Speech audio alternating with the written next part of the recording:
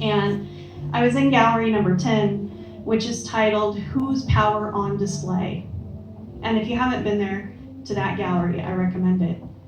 It's a really good question, and it's one that we should be asking ourselves. People will say, it's just a film, it's just a book, it's just a song. In this case, it's just a dress, just clothing. But is it? You see, I think that it's representative of the philosophy and ideals of the people controlling the narrative.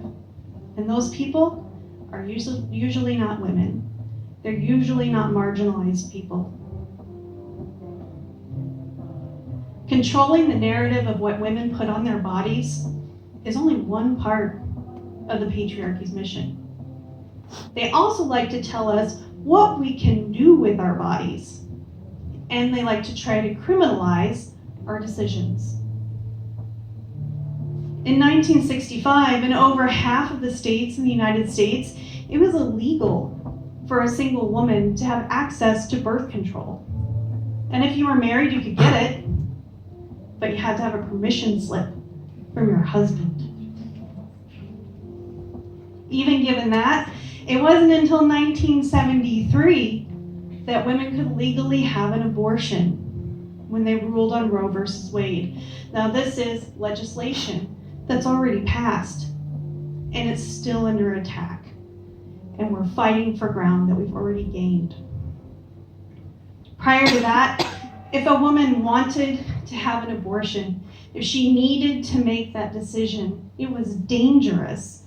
And not just because it was illegal, but because they didn't have access to proper care. And it could even lead to their deaths. This poem addresses that. And it's got kind of a snarky little title, like some of my poems do. It's something that women used to call undergarments. They used to call them unmentionables, because we don't talk about that, except in places like this. Unmentionables. A girdle stripped that I'd folded neat in a square with my panties underneath. A secret. In this place where no secrets could hide.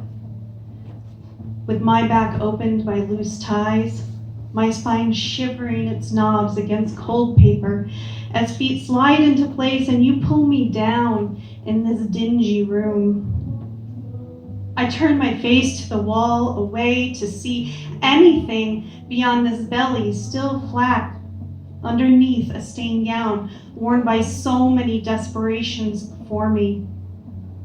My underthings, unmentionables, slid to the floor in a graceless puddle, not arranged neatly as I'd meant them to be. But there they are, just like he said, looking better on the floor at the edge of his bed. That night he entered me, then left me cold with a fistful of dingy green paper wadded into a pocketbook that I've now handed over to this man with a coat hanger and eyes that look defeated.